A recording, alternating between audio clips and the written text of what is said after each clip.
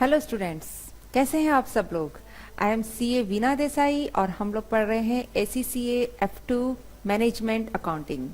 और जो चैप्टर हम पढ़ रहे हैं वो है chapter number 5 accounting for material.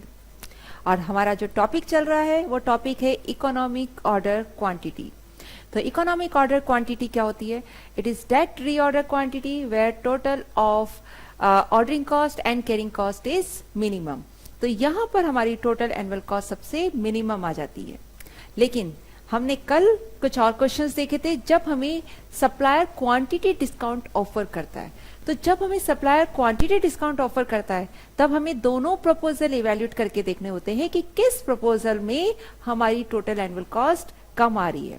तो हमने देखा था कि जब हमें सप्लायर क्वांटिटी डिस्काउंट ऑफर करता है तो हमें वहां पर बल्क बाय करनी होती है, यानी कि बल्क में हमारी इन्वेंट्री हमें बाय करनी होती है। इससे हमारी होल्डिंग कॉस्ट इंक्रीज हो जाती है। लेकिन होल्डिंग कॉस्ट इंक्रीज होती है लेकिन नंबर ऑफ ऑर्डर्स कम होने से हमारी ऑर्डरिंग कॉस्ट डिक्रीज होती है। और क्वांटिटी डिस्काउंट मिलने से परचेज प्राइस कम हो जाती है, परचेज प्राइस पर यूनिट कम होती है और टोटल परचेज प्राइस भी डिक्रीज हो जाती है। तो इस पर हमने कल काफी सारे क्वेश्चंस किए थे। आज हम कुछ और क्वेश्चंस ले रहे हैं। तो देखिए, नेक्स्ट क्वेश्चन है हमारा, A company uses components at the rate ₹600 per unit per month, okay, which are bought in at a cost of $2.24 each from the supplier. तो देखिए, सबसे पहले तो आपको दिखा रखा है a company uses component at the rate 600 units per month, यानी कि 600 into 12. What is this? This is demand. ये पर मंथ दे रखी है। आपको ध्यान रखना है हमें कौन सी डिमांड लेनी होती है, एनुअल डिमांड चाहिए होती है। डी मीन्स एनुअल डिमांड, तो हमने इसको ईयरली लेकर आ गए। Which are bought in at cost of $2.24 each from the supplier. किस रेट पर मिल रहा है हमें? $2.24 की रेट पर मिल रहा है। It cost $8.75 each time to place an order. What is this? This is CO, cost of placing an order. Regardless of the quantity order, the supplier offers a 5% discount on the purchase price for order quantities of 2000 items or more. Current EOQ is 750 units. Cost of holding is 10% per annum of the value of inventory held. तो क्या है? Again this is the question of quantity discount कि EOQ है 750 units. 750 units पर अभी आपकी least cost आ रही है, लेकिन उसने आपको ऑफर दिया है 2000 आइटम्स का कि अगर आप 2000 आइटम्स एक बार में लेते हैं तो 5% का आपको क्या मिलेगा? क्वांटिटी डिस्काउंट मिलेगा। Okay, what is the change in total cost to the company of moving an order quantity of 2000 units. तो अगर आप 2000 यूनिट्स खरीदते हैं तो टोटल कॉस्ट में क्या चेंज आ रहा है? ओके, टोटल कॉस्ट आपकी बढ़ रही है, टोटल कॉस्ट कम हो रही है, मतलब सेविंग हो रही है कि आपकी इंक्रीज हो रही है, और हो भी रही है तो किस अमाउंट से हो रही है, तो वो आपको फाइंड आउट करना है, राइट। तो चलिए फाइंड आउट करते हैं। तो दो ऑप्शन है हमारे पास। एक ऑप्शन है हमारे पास EOQ which is 750 units and the another option is ROQ। और ROQ कितना दे रखा है हमें? 2000 यूनिट्स। ओके, तो जब EOQ है हमारे पास तब हमारे पास परचेज प्राइस पर यूनिट वो कितनी गिवन है, आइए देखते हैं। ये देखिए, तो तब हमारे पास परचेज प्राइस पर यूनिट है $2.24। कितनी है? $2.24, $2.24 पर यूनिट।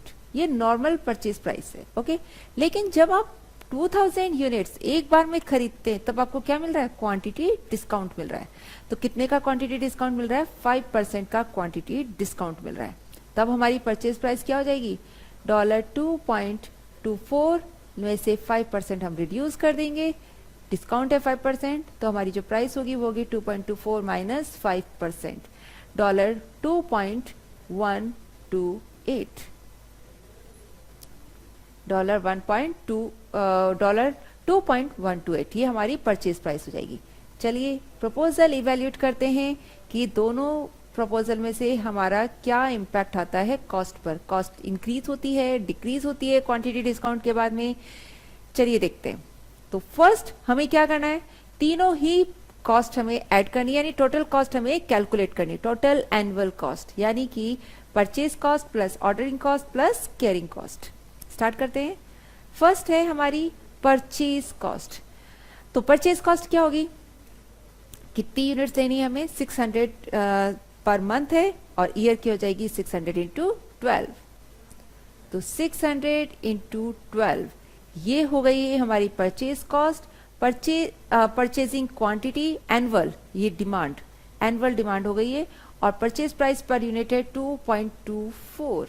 तो कितनी हो जाएगी हमारी total purchase cost, 600 into 12 into 2.24, ये हो जाएगी $16,128। नाउ आरओक्यू में क्या होगी हमारी, 600 इंटू 12 इंटू 2.128, तो क्या हो जाएगी 600 इंटू 12 इंटू 2.128, ये हो जाएगी $15,321.6। So this will be the purchase price. Okay. Now अब हमें सेकंड क्या लेनी है, ऑर्डरिंग कॉस्ट निकालनी है। नाउ ऑर्डरिंग कॉस्ट का फॉर्मूला तो आपको पता ही है क्या होता है, number of orders into ordering cost per order. Number of orders कैसे निकालते हैं, डी अपॉन ईओक्यू, और यहां पर नंबर ऑफ ऑर्डर्स निकालने का होगा डी अपॉन ROQ, क्योंकि यहां पर हमारा ईओक्यू नहीं है, रीऑर्डर क्वांटिटी है, और multiply by cost per order कितनी है हमारे पास, देखिए एनुअल डिमांड तो हो गई 600 इंटू 12, ईओक्यू है 750, एंड कॉस्ट पर ऑर्डर कितनी गिवन है हमें यहाँ पर $8.75। तो यहाँ पर कॉस्ट पर ऑर्डर है 8.75,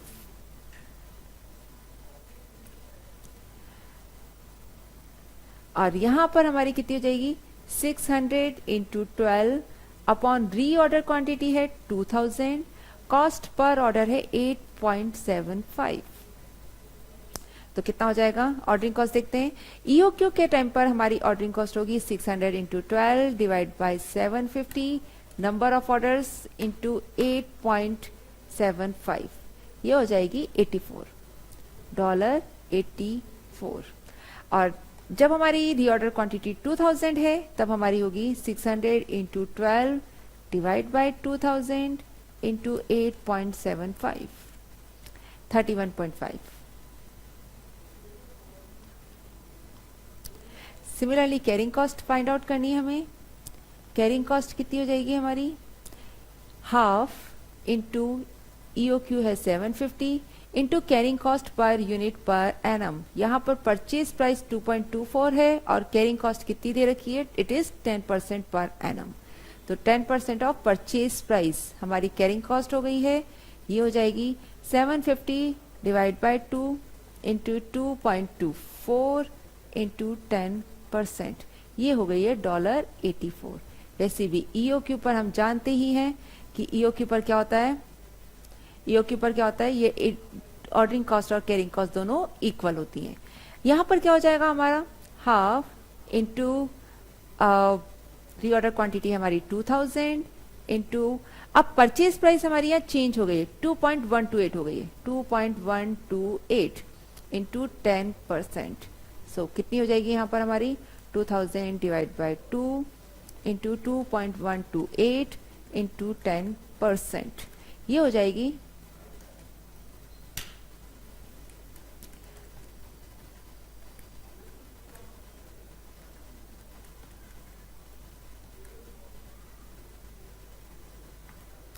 $212.8। नाउ देखते हैं टोटल कॉस्ट कितनी आ रही है दोनों ही केसेस में।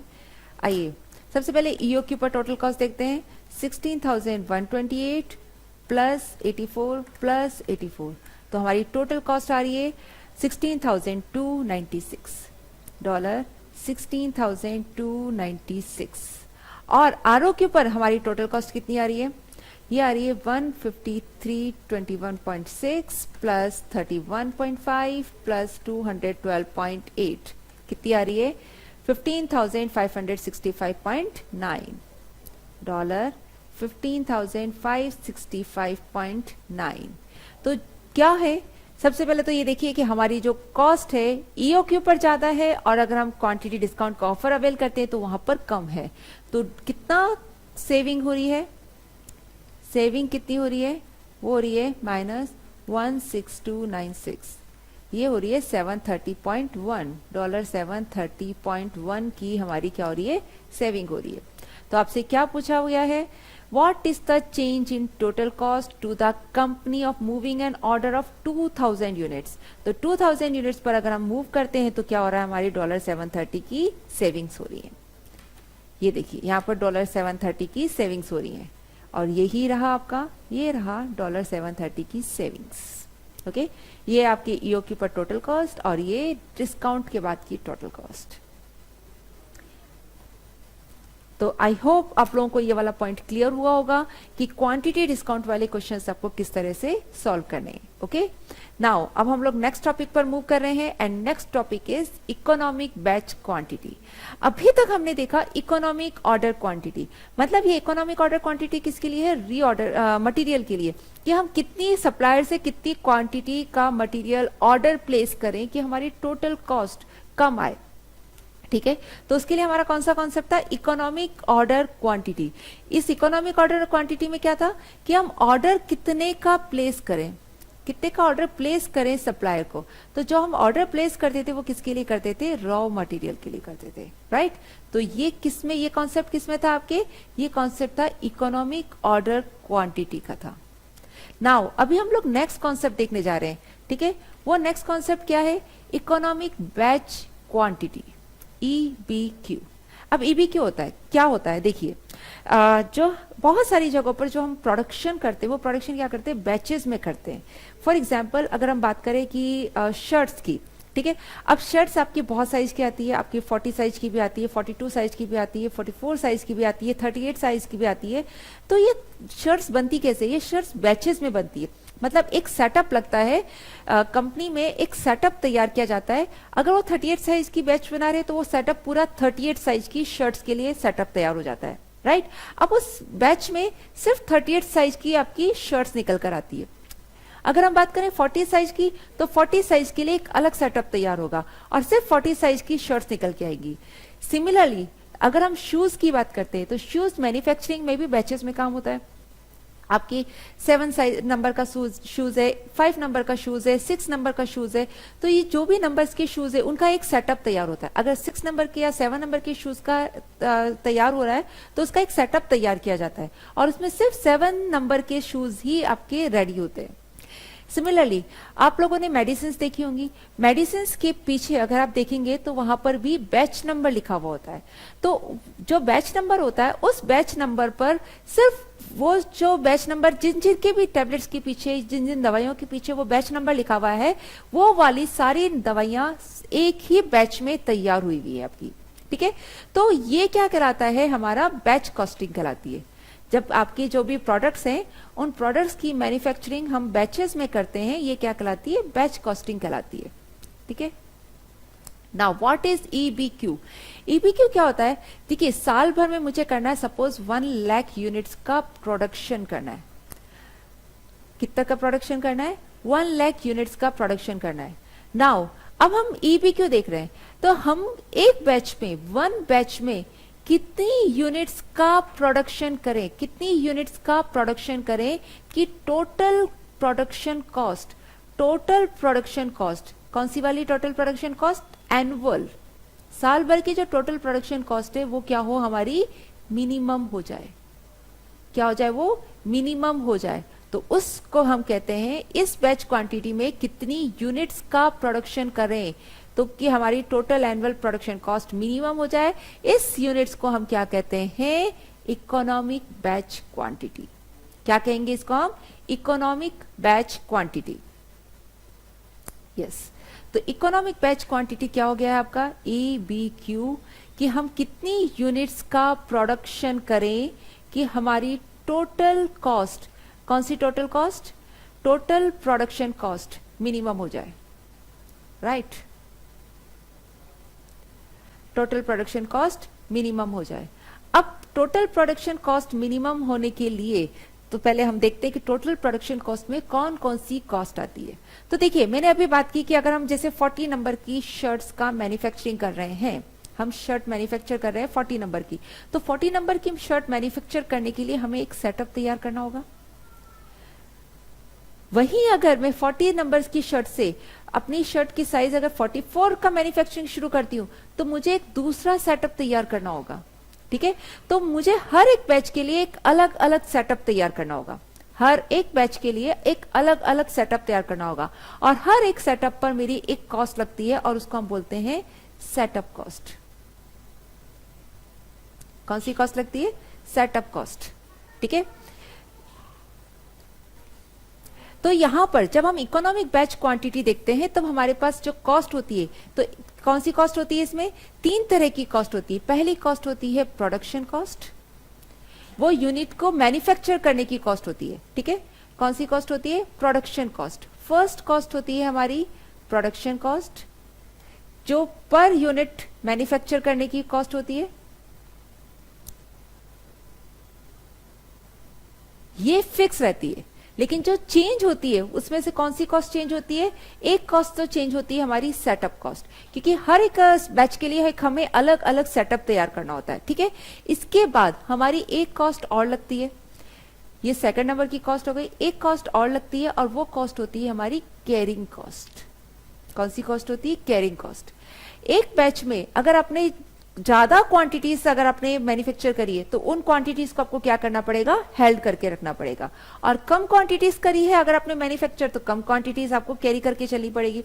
देखिए, अगर सपोज मैंने एक बैच में 1000 क्वांटिटी आपकी मैन्युफैक्चर करी है और 1000 क्वांटिटी में क्या हुआ है, मेरी 200 क्वांटिटीज तो सोल्ड हो गई है, तो मुझे कितनी यूनिट्स को कैरी करके चलना पड़ेगा? 800 यूनिट्स को कैरी करना पड़ेगा और मेरी 800 यूनिट्स की क्या लगेगी? कैरिंग कॉस्ट लगेगी।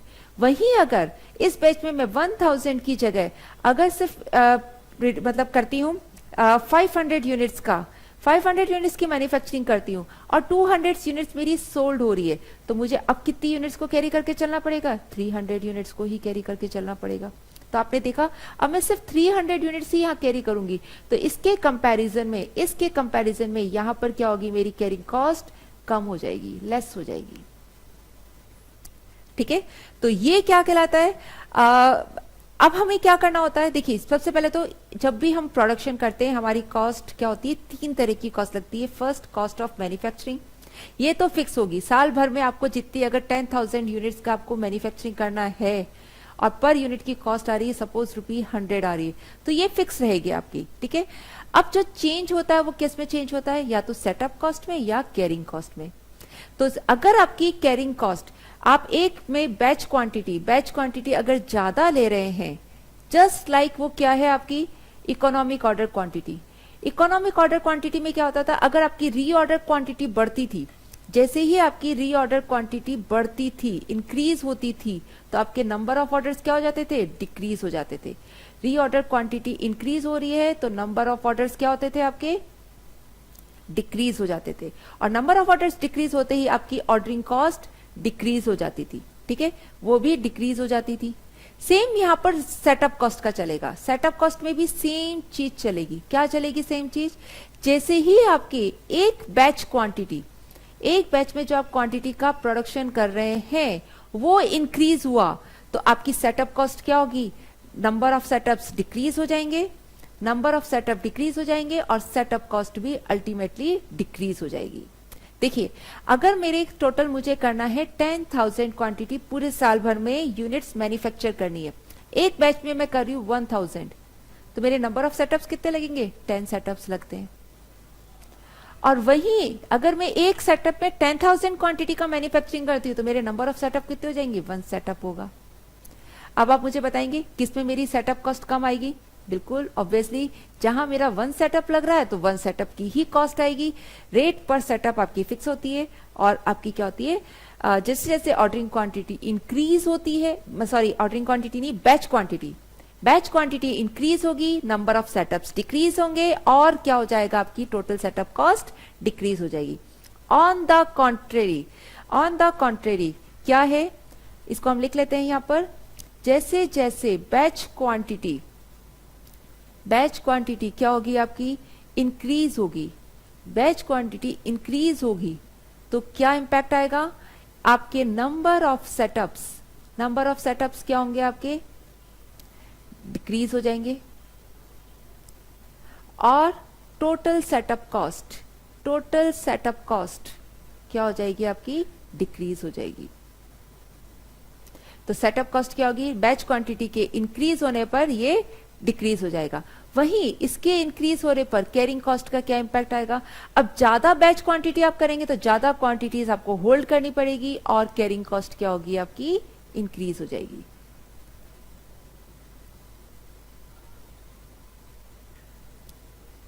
वहीं इसका जस्ट ऑपोजिट लीजिए, अगर आपकी बैच क्वांटिटी कम है, डिक्रीज हो रही है, तो बिल्कुल क्या होगा, आपका नंबर ऑफ सेटअप्स इंक्रीज हो जाएंगे, नंबर ऑफ सेटअप इंक्रीज हो जाएंगे, टोटल सेटअप कॉस्ट इंक्रीज होगी,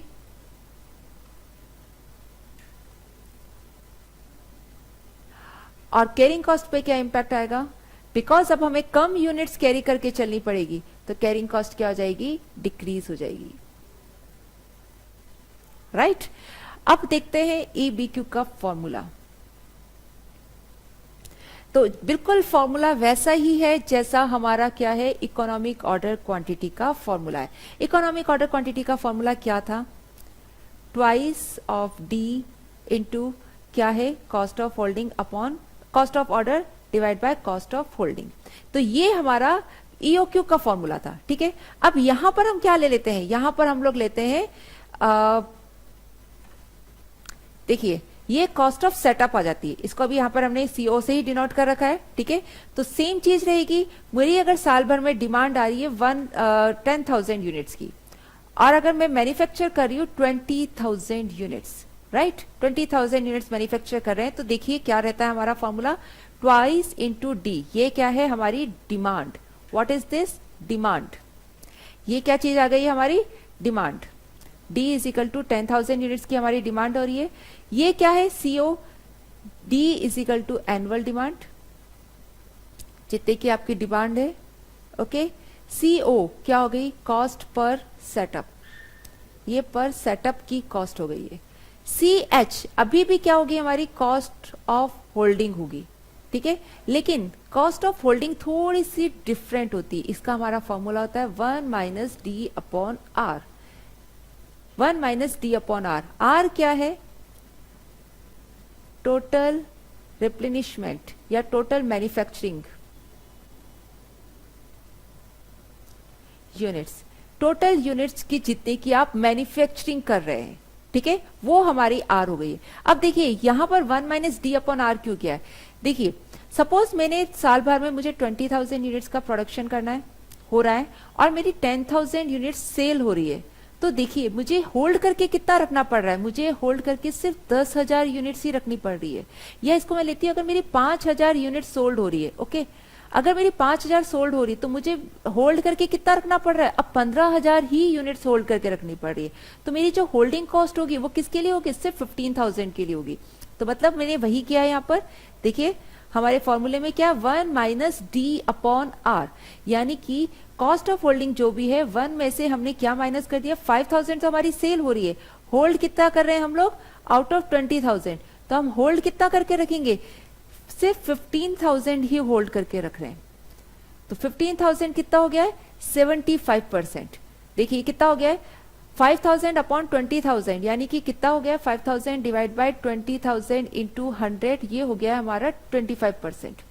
यानी कि हमने 25% तो क्या कर दिया, सोल्ड आउट कर दिया, यानी अब हमारे पास कितना रह गया, 75% ही हमने होल्ड करके रखा है।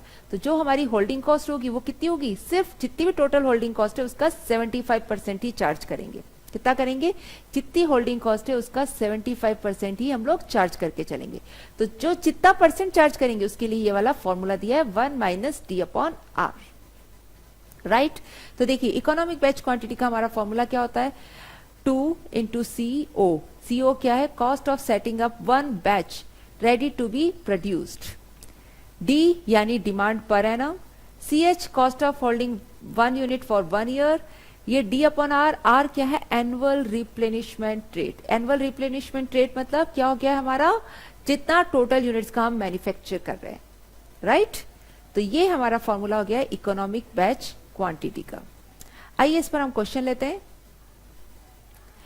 Now what is the economic batch quantity use to establish. Economic batch quantity हम क्यों यूज, किस लिए यूज करते हैं, ठीक है, ऑप्टिमल रीऑर्डर क्वांटिटी के लिए, नो इसके लिए तो हम क्या यूज करते हैं, economic order quantity, EOQ.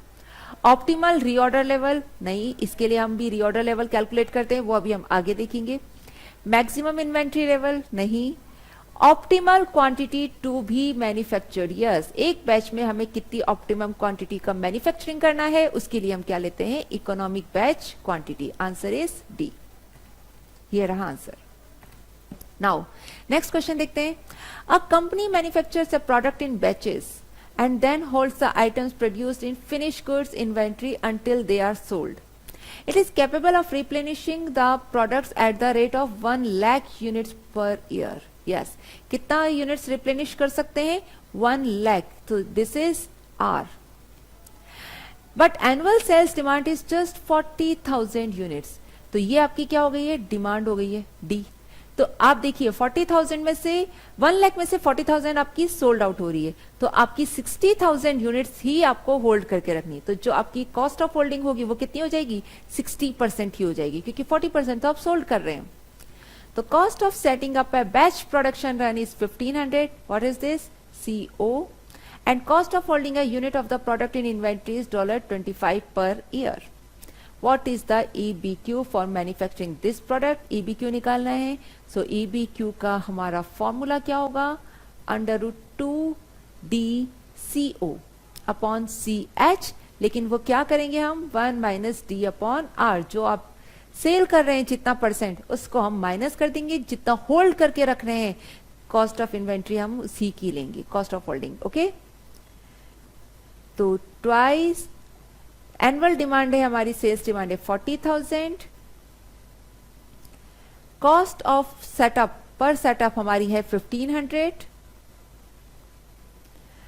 Cost of holding given है 25, लेकिन 25 का हम कितना लेंगे, 1 - 40,000 डिवाइड बाय 1 लाख, यानी कि 1 में से 40% माइनस कर देंगे तो 60% रह जाएगा, क्योंकि 60% ही हम होल्ड कर रहे हैं, तो 25 का 60% लेंगे, इसका अंडर रूट, तो हमारा क्या आ जाएगा, EBQ आ जाएगा। आइए करके देखते हैं, 2 × 40,000 × 1500 डिवाइड बाय 25 डिवाइड बाय 60%, ये हो गया, और इसका अंडर रूट करते हैं तो आ जाता है हमारे पास 2828 यूनिट्स। तो ये होगी हमारी इकोनॉमिक बैच क्वांटिटी, ये रहा। सो this is economic batch quantity, और ये एक बैच में अगर हम इतनी यूनिट्स का मैन्युफैक्चरिंग करेंगे तो हमारी टोटल जो भी कॉस्ट आ रही है वो प्रोडक्शन कॉस्ट हमारी सबसे कम आएगी। आइए नेक्स्ट क्वेश्चन करते हैं।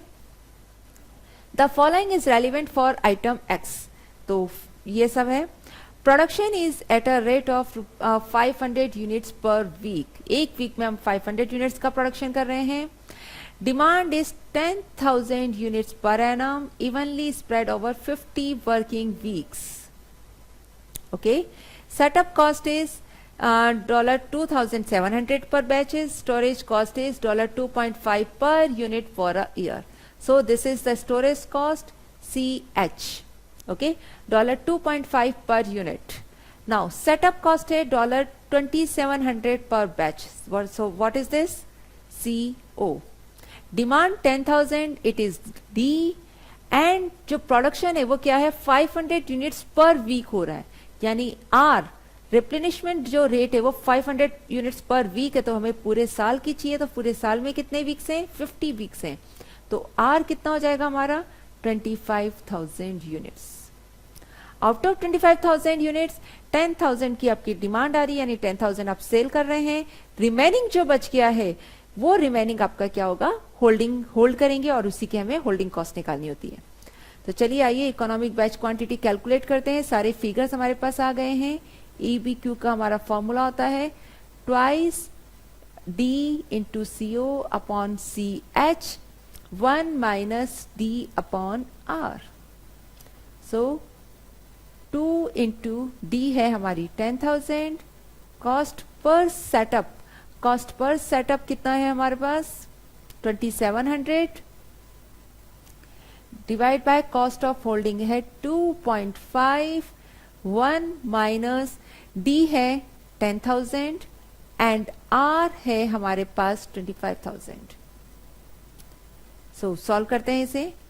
10,000 डिवाइड बाय 25,000 ये हो गया है 0.4 यानी कि 60% है. तो हम लोग कैलकुलेट करते हैं. 2 into 10,000 into 2,700 divide by 2.5 divide by 60%, ये और इसका अंडर रूट ये हो जाएगा 6,000 यूनिट्स. तो इकोनॉमिक बैच क्वांटिटी कितनी हो गई है 6,000 यूनिट्स. आइए चेक करते हैं. यस, ये रहा 6,000 यूनिट्स इकोनॉमिक बैच क्वांटिटी. एक और क्वेश्चन है इस पर, आइए देखते हैं. AB Limited makes a component for one of the engines that it builds. It uses on average 2,000 of these components steadily throughout the year. The component costs $16 per unit to make it and cost an additional $320 to set up the production process. Each time a batch of components is made, holding cost per unit is 10% of the production cost. And what is the production cost? Production cost है $16. तो हमारी CH कितनी हो जाएगी 16 का 10%. Company makes this component at a rate of 200 per week and the factory is open for 50 weeks per annum. और आपको EBQ निकालना है. तो चलिए EBQ निकालना है, हमें सारी इंफॉर्मेशन लिखते हैं. पहले हम EBQ का फॉर्मूला लिख लेते हैं. Under root 2DCO upon CH, लेकिन 1 माइनस D अपॉन R. तो अब हमें सारे फिगर्स चाहिए. सबसे पहले D देखते हैं. D हमें एनुअल डिमांड कितनी बता रखी है 2,000 ऑफ दीज कंपोनेंट्स. सो कितनी है एनुअल डिमांड हमारी 2,000 कंपोनेंट्स. नाउ नेक्स्ट हमें क्या क्या गिवन है. कंपोनेंट कॉस्ट है, प्रोडक्शन कॉस्ट है आपकी 16 per unit. So production cost given है $16 पर यूनिट. नाउ इसके बाद आपको दे रखी है कॉस्ट पर सेटअप कितनी दे रखी है $320. तो CO दे रखी है $320. तो 320 क्या हो गई है आपकी कॉस्ट पर सेटअप हुई है. नाउ अब आपको निकालना है होल्डिंग कॉस्ट. तो होल्डिंग कॉस्ट कितनी हो जाएगी 10% ऑफ प्रोडक्शन कॉस्ट यानी कि 1.6 per unit per annum. So this is CH. और इसके बाद आपको क्या बता रखा है company makes this component at a rate of ₹200 per week. तो अब आपको रिप्लेनिशमेंट रेट निकालनी है, वो कितनी है 200 पर वीक है और factory is open for 50 weeks. कितनी हो जाएगी R है हमारे पास 200 इंटू 50 यानी कि 10,000. ये रिप्लेनिशमेंट रेट हो गई है. ओके. तो नाउ EBQ कैलकुलेट करते हैं. Under root twice of D demand है 2,000, कॉस्ट ऑफ ऑर्डर है 320 अपॉन कॉस्ट ऑफ होल्डिंग है हमारे पास 1.6. लेकिन क्या करेंगे आपकी जो सोल्ड आउट हो गई है वो वाली रेट आप माइनस कर देंगे. 2,000 डिवाइड बाय 10,000 जितना आप होल्ड करके रख रहे हैं, यानी हम होल्ड कितना कर रहे हैं 10,000 में से 2,000 गया 8,000 यानी 80% ही आप होल्ड करके रख रहे हैं. तो इसकी 80% ही कॉस्ट ऑफ होल्डिंग लेंगे. सो कितनी हो जाएगी कैलकुलेट करते हैं. 2 into 2,000 into 320 divide by 1.6 divide by 80%. Under root लेते हैं तो ये EBQ कितना आ जाएगा हमारा यहाँ पर 1,000 यूनिट्स. तो EBQ कैलकुलेट करना था, EBQ आ गया 1,000 यूनिट्स. ये रहा आपका solution.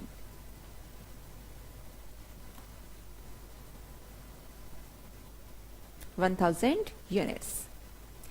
Now one more question. आइए देखते हैं. A company makes a component for one of its products in-house. It uses an average of 5,000 of these throughout the year. Production rate is 500 per week and cost of holding one item is $1.5. Factory is open for 50 weeks per year. Company has calculated economic batch quantity is 2000. Okay, अब आपको यहाँ economic batch quantity दे रखी है और पूछा क्या गया है, what is the production setup cost per batch. मतलब क्या कैलकुलेट करना है आपको, सीओ कैलकुलेट करना है, राइट. तो सीओ कैसे कैलकुलेट करेंगे, देखिए ईबीक्यू दे रखा है आपको. ओके, यहां पर आपको ईबीक्यू गिवन है. कितना गिवन है ईबीक्यू, ईबीक्यू गिवन है 2000.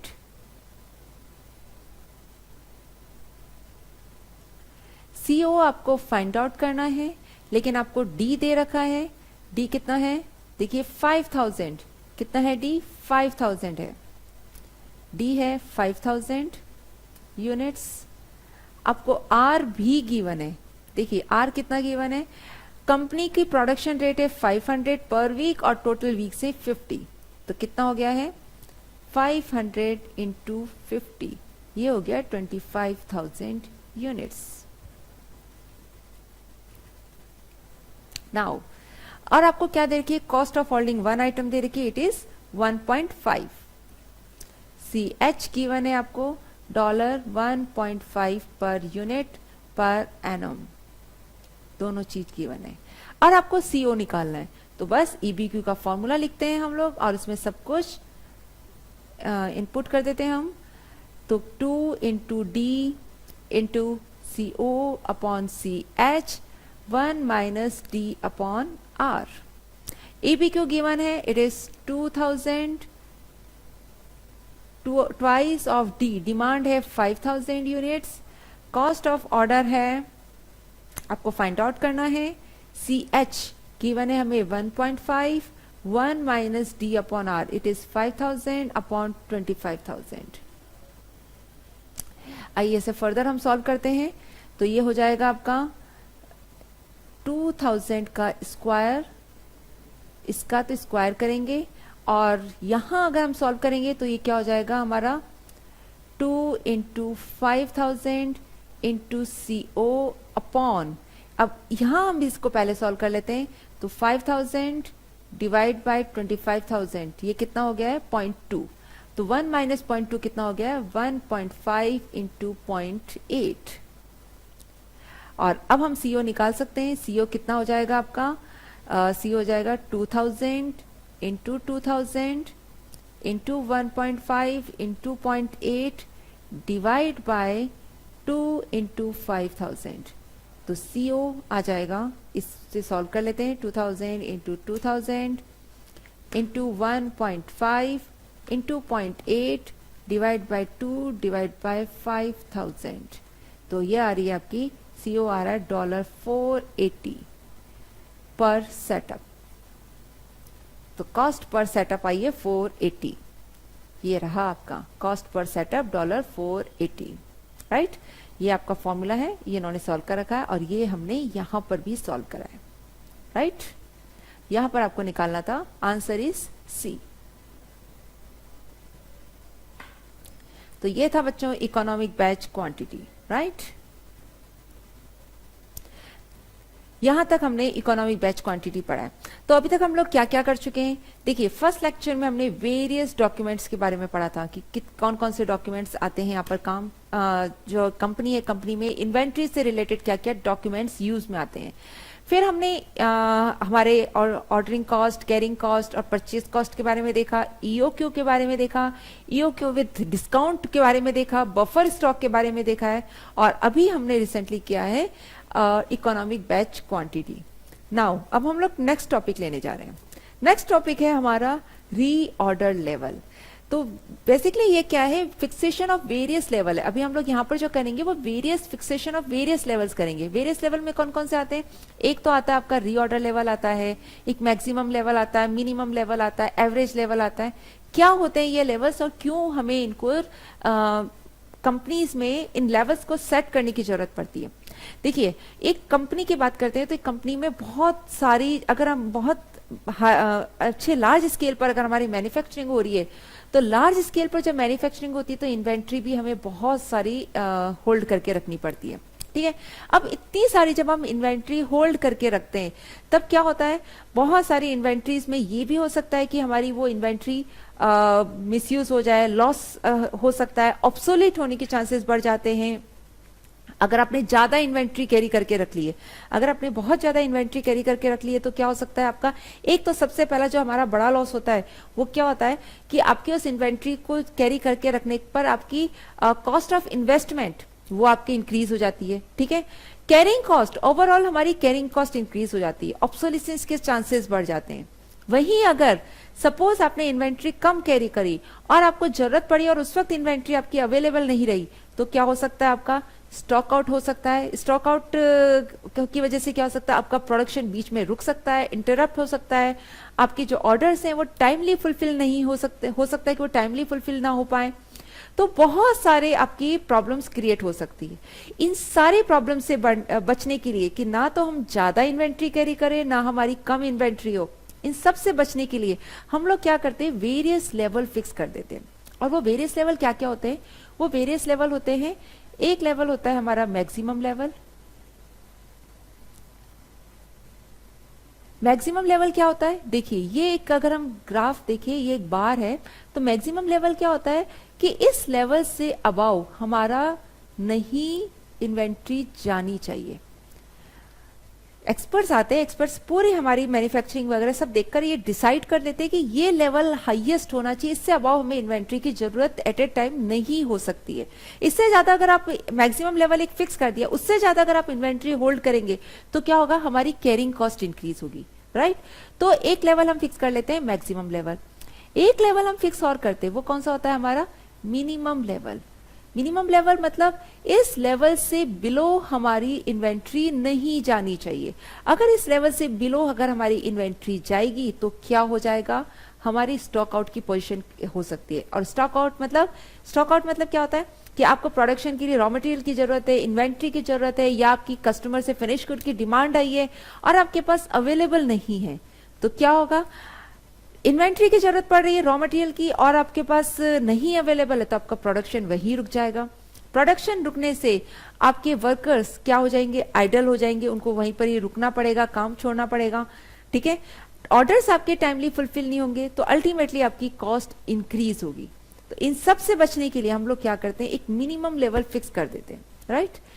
एक और लेवल फिक्स करते हैं हम, और वो क्या है हमारा रीऑर्डर लेवल।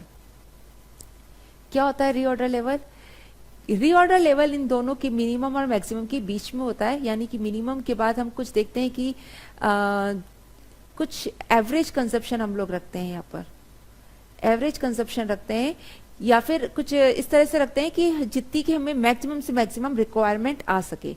रीऑर्डर लेवल मतलब होता है कि जैसे ही हमारी इन्वेंट्री इस लेवल पर पहुंचती है, रीऑर्डर लेवल पर पहुंचती है, हम क्या करते हैं, फ्रेश ऑर्डर इश्यू कर देते हैं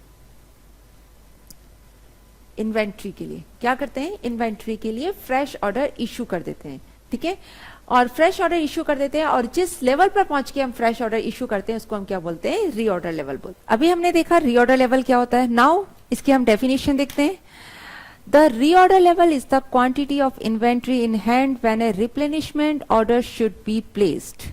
It is calculated with reference to the time it will take to receive the order, the lead time and possible requirements during that time. So what is the order level?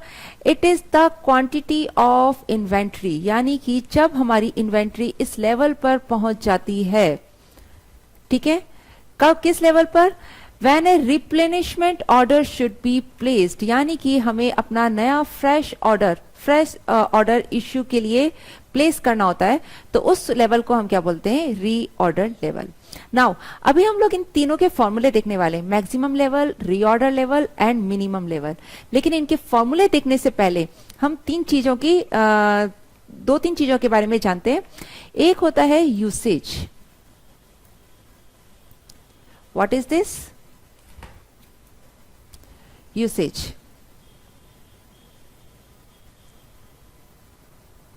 या इसको हम कहते हैं consumption,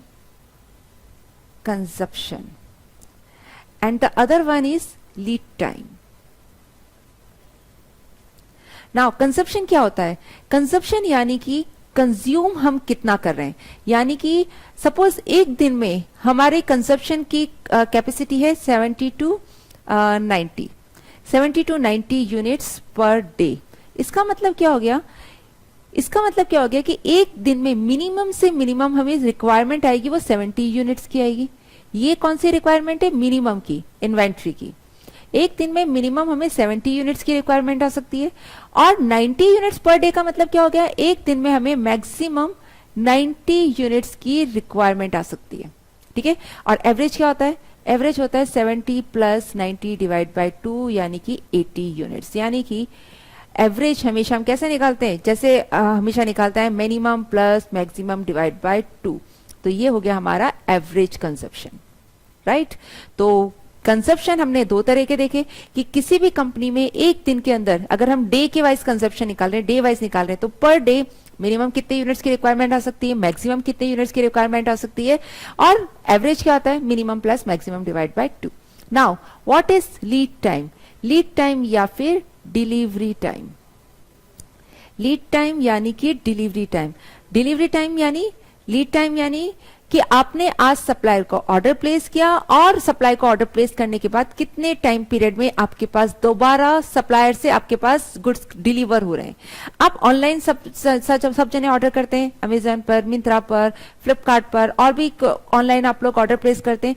तो जैसे ही आप online order place करते हैं, आप लोग सबसे पहले क्या देखते हैं? डिलीवरी टाइम, ठीक है, कि वो कितने टाइम में डिलीवर कर देगा। तो अगर आप साइट पर जाके डिलीवरी टाइम देखते हैं तो आपने देखा होगा, जैसे फॉर एग्जांपल डिलीवरी टाइम इस तरह से शो होता है 3 to 5 डेज। ओके, अब 3 to 5 डेज का शो हो रहा है, इसका मतलब क्या हो गया कि मिनिमम 3 डेज में डिलीवर हो सकता है, मैक्सिमम 5 डेज में डिलीवर हो सकता है। ओके, और अगर मुझे एवरेज निकालना होगा तो वो क्या होगा? Minimum plus maximum divide by 2। तो यहां पर मेरा एवरेज कितना डे हो जाएगा? 4 डेज। तो ये हो गया मेरा लीड टाइम। लीड टाइम क्या हो गया? Minimum, maximum and average. तो यहां पर अभी हमने दो चीजें देखी है। एक हमने देखा है कंजप्शन या फिर यूसेज, जो हमारा मिनिमम भी होता है, मैक्सिमम भी होता है। मिनिमम मतलब एक दिन में हमें मिनिमम कितने की रिक्वायरमेंट आ सकती है अगर हम डे में देख रहे हैं, और अगर यही कंजप्शन या यूसेज हम वीक में देखते हैं तो 1 वीक में मिनिमम कितने की रिक्वायरमेंट हो सकती है, मैक्सिमम कितने की रिक्वायरमेंट हो सकती है। एवरेज क्या होगा? दोनों का average, minimum plus maximum divide by 2। और अगर हम लीड टाइम या डिलीवरी टाइम देखते हैं तो क्या देखते हैं? मिनिमम कितने टाइम में डिलीवर हो जाएगा। आज सप्लायर को आपने ऑर्डर प्लेस किया, उसके बाद सप्लायर से जब आपको गुड डिलीवर होगा, वो टाइम पीरियड हमारा लीड टाइम या डिलीवरी टाइम या री ऑर्डर पीरियड कहलाता है, ठीक है। तो लीड टाइम मतलब या डिलीवरी टाइम मतलब कि मिनिमम कितने दिनों में सप्लायर से आपके पास गुड्स आ जाएगा ऑर्डर करने के बाद। मैक्सिमम लीड टाइम मतलब मैक्सिमम कितना दिन लग सकते हैं, और एवरेज यानी दोनों का एवरेज। नाउ अभी हम लोग फॉर्मूला देख रहे हैं, ठीक है। फॉर्मूला किसका देख रहे हैं? री ऑर्डर लेवल का फॉर्मूला। तो री ऑर्डर लेवल का फॉर्मूला क्या होता है? इसका होता है formula maximum usage into maximum lead time. यानी कि मैक्सिमम से मैक्सिमम जितने टाइम पीरियड में हमारे पास गुड्स आएगा उसका कितना, उस टाइम पर हमें कितने इन्वेंट्री की जरूरत पड़ेगी, उतना कम से कम हमारे पास लेवल होना चाहिए, ठीक है। सपोज मैक्सिमम से मैक्सिमम हमें लगेंगे 5 डेज। मैक्सिमम आज मैं अगर ऑर्डर प्लेस करती हूँ किसी सप्लायर को और मुझे मैक्सिमम टाइम लगेगा, मैक्सिमम से मैक्सिमम 5 दिनों में तो हमारे पास एनी हाउ पहुंच ही जाएगा, ठीक है। तो 5 दिन में हमें मैक्सिमम कितनी यूनिट्स की रिक्वायरमेंट आ सकती है। Suppose maximum unit per day की है 50 यूनिट्स, ठीक है। सॉरी 70 to 90 लिया है, तो हमारी मैक्सिमम कितनी की रिक्वायरमेंट आती है? 70 to 90 यूनिट्स। तो 90 यूनिट्स की हमारी रिक्वायरमेंट है, तो हमारा जो रीऑर्डर लेवल होगा वो कितना होगा? 9 5 जा 45, 450 यूनिट्स का। मतलब जैसे ही हमारा इन्वेंट्री 450 यूनिट्स पे पहुंचती है, हम क्या करेंगे? दोबारा अपना ऑर्डर प्लेस कर देंगे। तो इससे क्या होगा हमारा कि जैसे ही हमारा ये कंज्यूम होगा तब तक हमारे पास क्या होगा? दोबारा हमारे पास ऑर्डर आ जाएगा और इससे हमारा स्टॉक आउट की पोजीशन नहीं आएगी, राइट। तो ये हमारा फॉर्मूला था री ऑर्डर लेवल का। तो आज हम इतना ही करेंगे। Thank you.